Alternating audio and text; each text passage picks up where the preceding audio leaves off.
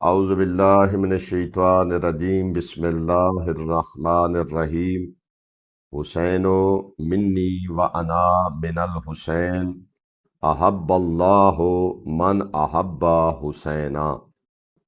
حسین مجھ سے ہے اور میں حسین سے ہوں۔ خدا اس سے محبت کرتا ہے جو حسین سے محبت کرتا ہے۔ ناظرین کرام سلام علیکم۔ 51 دن میں یعنی 51 ڈیز آج ہو چکے ہیں اس پروگرام میں۔ آپ تمام کو خوش آمدید کہتا ہوں۔ آج ہم کتاب شہید انسانیت کے صفحہ 152 کے مطابق اس تاریخی سانے اور موڑ کا ذکر کریں گے جب رجب میں امیر شام کا انتقال ہوا اور نظام خلافت ملوکیت میں تبدیل ہوتے ہی یزید نے تخت دمشق پر قبضہ کر لیا۔ ناظرین کرام، کتاب کے صفحہ 152 کے مطابق امیر شام کی بستر مرگ پر سب سے بڑی فکر یزید کا مستقبل تھا، اور ان کی نگاہوں میں جو 4 خطرات گھوم رہے تھے ان میں سب سے پہلی اور سب سے بڑی تصویر حضرت امام حسین علیہ الصلاۃ والسلام کی تھی۔ بالآخر رجب 60 ہجری میں امیر شام اس دنیا سے رحلت کر کے ان کی عمر کے بارے میں مورخین کے مختلف بیانات ہیں۔ بعض کے نزدیک وہ 78 برس کے تھے اور بعض کے نزدیک ان کی عمر 82 یا 85 سال تھی۔ مصنف لکھتے ہیں کہ جب امیر شام کا انتقال ہوا تو یزید دمشق میں موجود نہیں تھا، بلکہ وہ اپنی شکارگاہ میں تھا۔ وہاں اسے سانے کی اطلاع دی گئی، جس کے بعد وہ دمشق پہنچا، جہاں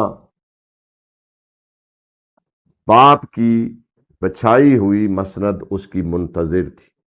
وہ تخت خلافت پر متمکن ہوا اور تمام اہل شام نے فوراً اس کی بیعت کر لی۔ یہیں سے تاریخ اسلام کا وہ دور شروع ہوتا ہے جس نے کربلا کے عظیم المیے کو جنم دیا۔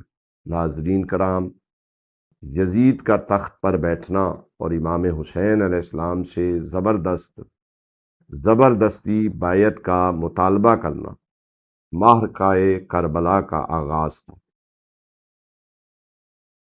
اس نے اصرار کیا امام حسین علیہ السلام سے بیعت طلب کرنے پر، جس کی خلافت کی بنیادیں پہلے سے امیر شام مضبوط کر چکا تھا، اور اس کے لیے 4 افراد، جیسا کہ پہلی والی ویڈیو میں عرض کر چکا ہوں، خطرہ تھے، اور ان میں سب سے بڑا خطرہ امام حسین علیہ السلام تھے، جو بنی ہاشم سے تعلق رکھتے تھے، رسول خدا صلی اللہ علیہ وآلہ وسلم کے نواسے تھے، جن کے لیے رسول نے فرمایا تھا سیدہ شباب اہل الجنہ، حسین و منی و انا من الحسین۔